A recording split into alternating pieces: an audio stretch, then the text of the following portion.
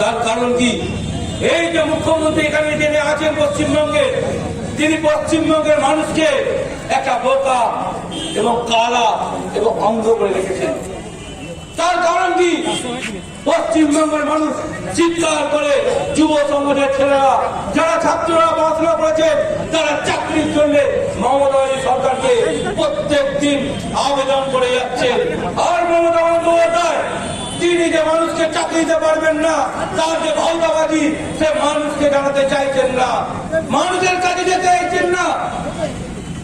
তিনি পশ্চিমবঙ্গের মানুষকে টিভির পর্দায় চিৎকার করে বলেন যে উনি পশ্চিমবঙ্গের মানুষকে ৭৭ লক্ষ চাকরি দেন, সরকারি চাকরি।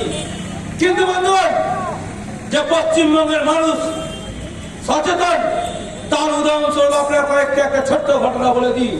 সেই ঘটনা হচ্ছে যে পশ্চিমবঙ্গে যদি বুথ নিরীক্ষা বানানো যায় তাহলে ৭৭,০০০ ভোটার বুথ আছে।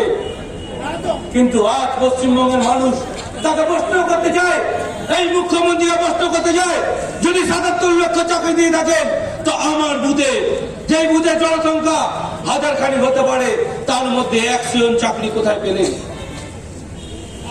হিসাবে পশ্চিমবঙ্গের জনসংখ্যা ১০ কোটির কাছাকাছি।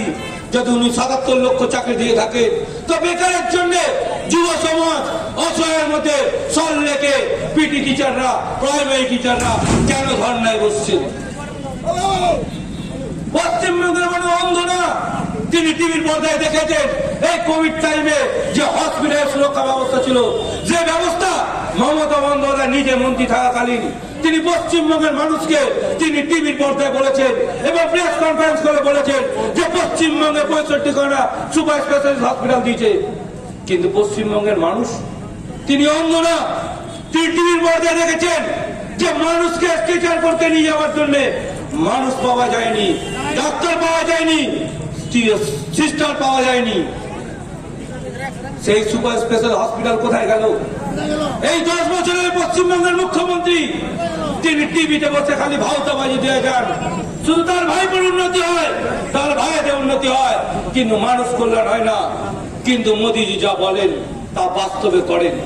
আপনারা জানেন কেন্দ্রের 2017 সালে আয়ুষ্মান ভারত প্রকল্প পশ্চিমবঙ্গের সারা ভারতবর্ষের জন্য লাগু করা হয়েছে।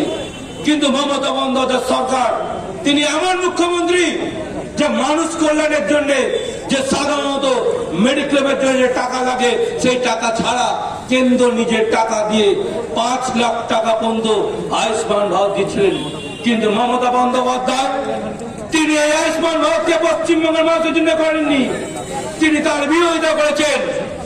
কিন্তু মমতা বন্দ্যোপাধ্যায় তার লোকসভা ইলেকশন সময় 2019 লোকসভার সময় মানুষ তাকে চোখে আঙুল দেখে বুঝে দিয়েছেন যে আপনি আয়ুষ্মান ভারত দেননি, আপনাকে ভোট দেব না। মমতা বন্দ্যোপাধ্যায় সরকারে যেসব মন্ত্রী আছে সেই মন্ত্রীর কথা বলে দিই। আপনারা লকডাউনের টাইমে দেখেছেন, যে টিভির পর্দায় দেখেছেন, তার যে মন্ত্রী আছে, তার যে পঞ্চায়েত প্রধান আছে, তার যে বিধায়ক আছে, তার বাড়িতে 50 টন 60 টন করে চাল পাচ্ছে, গোডাউনে রাখা হয়েছে। কিন্তু পশ্চিমবঙ্গের মানুষের, যে গরিব অসহায় মানুষের জন্য যে কেন্দ্র সরকার যে চাল ডাল দিয়েছে, সেই চাল ডাল মানুষের কাছে পৌঁছায়নি। পৌঁছে শুধু তৃণমূলের নেতাদের কাছে, তার ভাই বোনের কাছে, তার মন্ত্রীদের কাছে, তার পঞ্চায়েত প্রধানদের কাছে। পশ্চিমবঙ্গের মানুষ বোকা না, পশ্চিমবঙ্গ জাগৃত আছে। আগে শুনতাম যে বাংলা যেটা ভাবতো ভারতবর্ষ পরে ভাবতো, কিন্তু পশ্চিমবঙ্গে এতটাই পিছিয়ে গেছে, শিক্ষা ব্যবস্থা এমন পিছিয়ে গেছে, যার মন্ত্রী পার্থ চট্টোপাধ্যায় তিনি শিক্ষা ব্যবস্থা এমন অবনতি করেছেন যে পশ্চিমবঙ্গে কোনো আইপিএস অফিসার কিংবা আইএস অফিসার পশ্চিমবঙ্গে পাস হচ্ছেন না। আপনার টিভি পর্দায় দেখছেন যে শিক্ষা ব্যবস্থা কেমন ভেঙে পড়েছে। শিক্ষা ব্যবস্থার মধ্যে কোন পশ্চিমবঙ্গে আইপিএস অফিসার আইএস অফিসার হচ্ছে না। অন্যান্য স্টেট থেকে ইম্প্রুভ করে নিয়ে আসছে পশ্চিমবঙ্গে। কারণ কি? যে মুখ্য পার্থমন্ত্রী আছেন, যে শিক্ষামন্ত্রী আছেন, তিনি শিক্ষা ব্যবস্থা ব্যাপারে কিছুই জানেন না। তিনি জানেন না যে জনগণ কি চাইছে। জনগণ চাইছে কেন্দ্রের যে সুবিধা আছে, যে প্রকল্পগুলো আছে, সেগুলো বাস্তবে আনা। শিক্ষা ব্যবস্থার কথা বলি, যে পার্থ চট্টোপাধ্যায় যিনি মন্ত্রী আছেন, তিনি শিক্ষা ব্যবস্থাকে কি করেছেন? পশ্চিমবঙ্গের যুব সমাজকে অপঞ্চল করে দেওয়ার জন্য, প্রতিবন্ধী করার জন্য তিনি 1 to 10 পর্যন্ত পাস করে দিয়েছেন। কিন্তু বন্ধুগণ, তারপর কি তারা হুমড়ি খাচ্ছে, উচ্চ মাধ্যমিক হুমড়ি খাচ্ছে, গ্রাজুয়েশনে হুমড়ি খাচ্ছে। তার কারণ কি? ভিত মজবুত হচ্ছে না। মমতা সরকারের আরেকটা দুর্নীতির কথা বলি, চারা ঘোটালার একটা কথা বলি, লালুর কথা মনে পড়ে যায়। যখন পশ্চিমবঙ্গের খাদ্যমন্ত্রী জ্যোতিপ্রিয় বাবু যখন চারা ঘোটালা করলেন, যিনি চাল ডাল মারলেন, মানুষের পেট কাটলেন, সেই ঘটনা আমার মনে পড়ে যায়। 1998 সালে লালু প্রসাদের ঘটনা মনে পড়ে যায় যে পৃথিবীর পশ্চিমবঙ্গে সারা ভারতবর্ষে সবচেয়ে বড় দুর্নীতি হয়েছে চারা ঘোটালা। সেই ঘোটালার মধ্যে লালু প্রসাদ জড়িত হয়েছিল। সেই জড়িতের কথা আমি মনে করে দিচ্ছি যে মুখ্যমন্ত্রীর যে মন্ত্রী আছে, যে মানুষের পেট কাটার টাকা তার চালকে চুরি করেছে, পশ্চিমবঙ্গের সরকার আসার পর যে মানুষের যে চাল চুরি করেছে তার জন্য তাকে জেল দিতে হবে। আপনারা দেখেছেন, টিভির পর্দায় দেখেছেন, আপনার বাস্তব ব্যাপারে দেখেছেন যে সারা কেলেঙ্কারিতে যেই সব নেতারা চিৎকার চেঁচামেচি করছেন, সেই সব নেতারা যে মুখ্যমন্ত্রী যে ভাইরা আছে, যে উড়িষ্যা গেছে, কেউ ভুবনেশ্বর গেছে, কেউ আবার জেলে চলে গেছে। মমতা বন্দ্যোপাধ্যায় এমন পুলিশ প্রশাসন আছে, আমরা টিভির পর্দায় দেখেছি, ভবানীপুর থানায় দেখেছি, কালীগঞ্জ থানায় দেখেছি যে ওসি টেবিলের তলায় ঢুকিয়ে যান। কিন্তু বন্ধুগণ, আমি পুলিশ প্রশাসনকে বলতে চাই যে আমি তাদের পাশে আছি, বিজেপি সরকার আপনার পাশে আছে, আপনারা মেরুদণ্ড শক্ত করুন। কারণ কি? আপনাদের যে অপমানা, সেই অপমান কিন্তু আপনারা সহ্য করছেন, কিন্তু আর সহ্য করবেন না। তার কারণ কি? যে পশ্চিমবঙ্গে বিজেপি সরকার আসছে, মোদীজি আসছে, আপনাদের যোগ্য সম্মান দেওয়া হবে। আপনারা কোনো তৃণমূলের নেতার জন্য, তার একটা ফোনের জন্য কোন অসহায় ব্যক্তিকে কেস দেবেন না, তাকে ধরে জেলে পাঠাবেন না, তাকে মারবেন না। অনুরোধ রইল, আর যদি সেই সব অফিসার করে থাকেন, আর যদি ভেবে থাকেন যে পশ্চিমবঙ্গে বিজেপি সরকার আমার কিছু করবে না, তারা তৈরি হয়ে থাকবেন। আমরা কলকাতার বুকে চিৎকার করে বলি যে জঙ্গল মহলের কথা। বন্ধুগণ, সেই পুলিশ মন্ত্রী এবং এমএলএদের বলে দিয়ে আছি, যে পুলিশের অফিসগুলো রয়েছেন, যেসব কনস্টেবল রয়েছেন, তাদেরকে বলে দিয়ে অনুরোধ করে দিয়ে যায় যে মানুষকে হেল্প করুন, সাহায্য করুন। আপনার তৃণমূলের দলদাস হন না। তার কারণ কি? যদি আজ দলদাস হন, 4 মাস পর কিন্তু খাতায় লিখে রাখবো হচ্ছে আপনাদের কোথায় কি হবে সেটা তারা ব্যবস্থা করবে।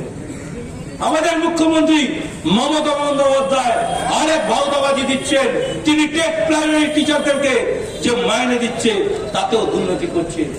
আপনার রাস্তায় দেখছেন যে কোনো সিন্ডিকেটের বাড়ি হচ্ছে, কোন বাড়ি নিজে বাড়ি বানাচ্ছে, তার বাড়ি সিমেন্ট পর্যন্ত কোন তৃণমূলের নেতা তার ছেলেরা তার বাড়ি সিমেন্ট দিচ্ছে, তাদের কাঠমানি নিচ্ছে। টিভির পর্দায় আমরা দেখতে পাচ্ছি। আপনাদের পাড়ার কথা ভাবুন যে আপনার পাড়াতে 2010 সালের আগে, 2011 সালের আগে যে সব তৃণমূলের ছোট ছোট নেতারা ছিল, তারা সাইকেল বাইক নিয়ে ঘুরতো। কিন্তু কি এমন হলো 10 বছরের মধ্যে তাদের এমন উন্নতি হলো যে বাইক ছেড়ে তারা স্করপিও ফরচুনার নিয়ে ঘুরে বেড়াচ্ছে। কিন্তু পশ্চিমবঙ্গের মানুষ তারা কিন্তু সে সাইকেল থেকে, বাইক থেকে সাইকেলে চলে এসেছে। এই লকডাউনের সময় মমতা বন্দ্যোপাধ্যায় একটা ভাওতা দিয়েছিলেন। তিনি বলেছিলেন যে প্রত্যেকটা মানুষকে 1000 টাকা করে তিনি দেবেন ভাতা। ওই সেই ভাতা আপনার টিভির পর্দায় দেখেছেন। মমতা বন্দ্যোপাধ্যায় বলেছেন যে আপনারা ফর্ম ফিল আপ করুন, আপনার অ্যাকাউন্টে টাকা যাবে। তিনি কিন্তু করেননি, করে শুধু প্রধানমন্ত্রীজি। আপনারা দেখেন জনধন অ্যাকাউন্টে যে সব মা বোনেরা অ্যাকাউন্ট ছিল, তাদের অ্যাকাউন্টে 500 টাকা করে এসছে। মমতা বন্দ্যোপাধ্যায় বলেছেন যে রাস্তার উন্নতি হয়েছে। আপনার রাস্তার কথা ভাববেন, নালা ব্যবস্থার কথা ভাববেন এখানকার পরিস্থিতি বাবার। আপনারা রাস্তায় যারা রয়েছেন, রাস্তায় যারা ঘুরে বেড়াচ্ছেন, আপনারা দেখবেন জল পড়লে কি অবস্থা হয়ে থাকে। কিন্তু বন্ধুগণ, এই মুখ্যমন্ত্রী পশ্চিমবঙ্গের কালীঘাটের অবস্থা আপনারা ভালো করে জানেন। পশ্চিমবঙ্গের মানুষের কথা চিন্তা করেনি, তিনি চিন্তা করেন তার ভাইবের কথা। তার ভাইবের কথা কেন বলছি? যে মমতা বন্দ্যোপাধ্যায় তিনি বলেন টালির হয়ে থাকেন, কিন্তু মমতা বন্দ্যোপাধ্যায় যে ভাইপো আছে, তিনি 5 তলা বিল্ডিং করেছেন, লিফট করেছেন, লন্ডন হোটেল করেছেন এবং দুবাইতে হোটেল করেছে। আমি প্রশ্ন করতে চাই, তার কি ব্যবসা আছে যে ব্যবসার মাধ্যমে এত টাকা উন্নতি হয়? তিনি একটি প্রাইমারি সাংসদ, তার এত টাকা কোথা থেকে আসে? যদি টাকা এসে থাকে তার হিসাব দেওয়া উচিত। মমতা বন্দ্যোপাধ্যায় তার ভাইপো তৈরি করেছে, কাঠমানি রাজা করেছেন, তিনি কয়লা মাফিয়া করেছেন, তিনি গরু পাচারকারী করেছেন, নারীদের প্রতি অত্যাচার করতে শিখেছেন। আপনারা ভালো করে দেখেছেন টিভি পর্দায় যে কোনো নেতা আপনারা কিছুদিন আগে জানতে পেরেছেন টিভিতে যে অভিষেক বন্দ্যোপাধ্যায় তিনি যে যুবরাজ আছেন তার যে রাইট হ্যান্ড তিনি গরু পাচারের মধ্যে যুক্ত হয়েছেন। ভাবুন, একবার ভাবুন যে মমতা বন্দ্যোপাধ্যায় মন্ত্রিসভার মধ্যে যারা আছে উপস্থিত তারা সকলে দুর্নীতির সাথে যুক্ত আছে কিনা আপনারা বুকে হাত দিয়ে ভাববেন।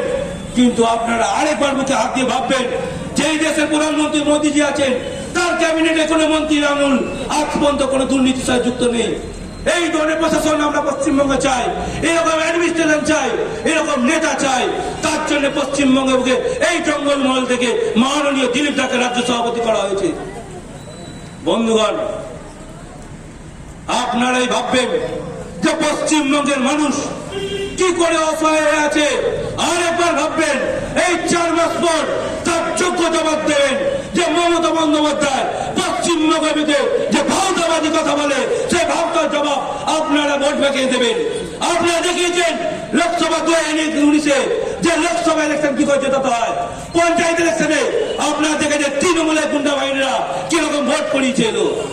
কিন্তু তারা ভুলে গেছিল যে কেন্দ্রীয় বাহিনী আসবে তারা পুলিশ প্রশাসন এবং তৃণমূলের ক্যাডারদের 200 মিটার দূরে রাখবে। 2021 সালের কথা বলে যাচ্ছি, আপনারা নির্বিঘ্নে ভোট দেবেন তার ব্যবস্থা করা হচ্ছে। শুধু দেখুন যে কোন তৃণমূলের নেতা যদি আপনার আঙুল তুলে দেখায় তার আঙুল ভেঙে দেবেন। এই কথা বলে দিলাম। বন্ধুগণ, আপনাদের এইটুকুনি কথা বলে দিয়েছি, এইটুকুনি আশ্বাস দিয়ে যাচ্ছি যে পশ্চিমবঙ্গের মানুষ সচেতন আছে, এই জঙ্গলমহলে সচেতন আছে। তার কারণবশত এই জঙ্গলমহলে তৃণমূলের ভাগ ফোটা নেই, একটা সাংসদ নেই। জঙ্গলমহলের কথা আপনাদের আগেকার কথা মনে আছে যে কিরকম ভাবে রাজনীতি হতো, কিরকম জঙ্গল মারবে মাওবাদীদের উত্তর হতো। কিন্তু আজ পশ্চিমবঙ্গে এবং কেন্দ্রীয় সরকারের আয়তায় যে কেন্দ্রীয় বাইরে জঙ্গলমহলে ঘুরে বেড়াচ্ছে সেটা আপনাদের লক্ষ্য নেই। আমার বক্তব্য দীর্ঘায়ু করবো না, শুধু এইটুকুনি কথা বলার জন্য আমি কলকাতা থেকে এসেছি, মানুষকে জাগৃত করতে এসেছি, মানুষকে দু হাত জোর করে বলছি যে পশ্চিমবঙ্গে 2021 সরকার বানানোর জন্য আপনাদের যে মূল্যবান ভোট আছে সেই ভোটটা এই তৃণমূল গভর্নমেন্টকে দেবেন না, এই মমতা বন্দ্যোপাধ্যায়কে দেবেন না, এই কাটমানি ঘরকে দেবেন না, এই ছোট্টা চিঠিমাতকে দেবেন না, এই দুর্নীতি রাস্তাকে দেবেন না, এই ধর্ষণকারীকে দেবেন না। এইটুকুনি বলে আমার ছোট্ট বক্তব্য এখানে সমাপ্ত করলাম। বন্দে মাতরম, ভারত মাতা কি জয়।